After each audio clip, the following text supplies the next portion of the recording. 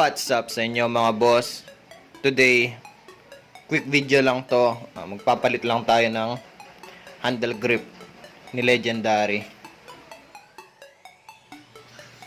So ayan, kung mapapansin nyo, sira na yung handle grip ng Legendary ko. So kaya natin siya papalitan. Ang ipapalit nating handle grip is Domino handle grip. Ang price nito is 130 pesos.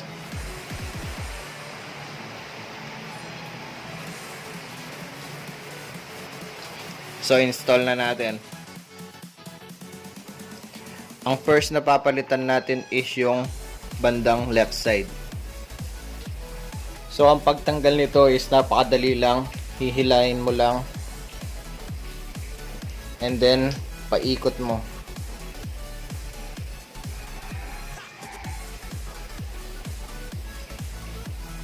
So yun, ganun lang.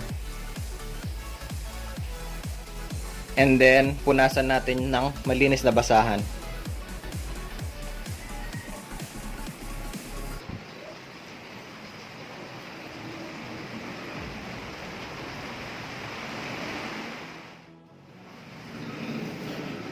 So ito na yung Domino handle grip. Ang pag-install nito, wala naman kayong kalito. So ayan, kung mapapansin nyo, yung isa mas malaki yung butas, and then yung isa maliit. So itong maliit is para to sa left side, then itong malaki para to sa right side, yung may throttle. So isa pang indicator, eto, yung malaking butas, merong number 24.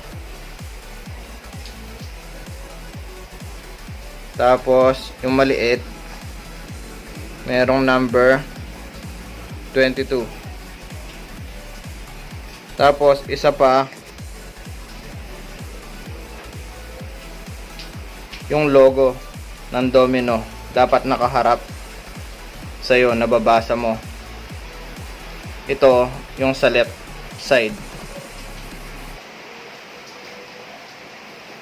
And then ito naman yung sa right side. So ganyan siya. Hindi pwedeng maging ganyan. O, di ba? So ang install natin sa left side is yung number 22 na maliit yung butas. Ito pala yung stock.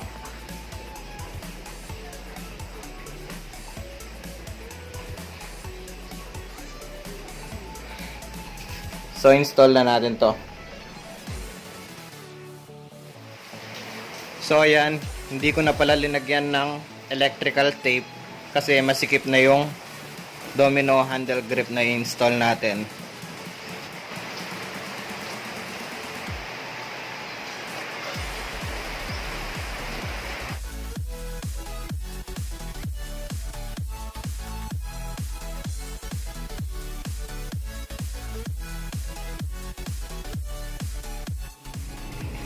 So ayan na siya mga boss.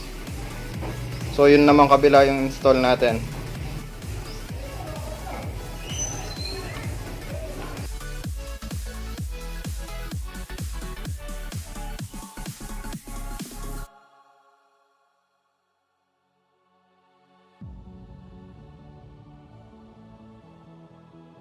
Ayan, natanggal na natin. So punasan lang natin, then install na natin yung bago.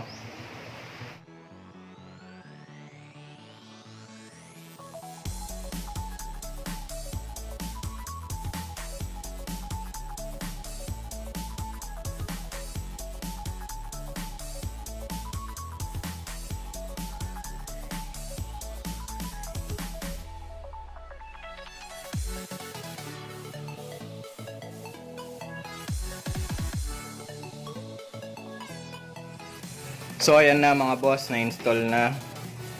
So at kung bago ka pa lang sa channel ko, please like the video, comment kayo na suggestion nyo, subscribe kayo syempre at click nyo yung notification button para every upload ko is ma-notify kayo. Yun lang mga boss. Ride safe.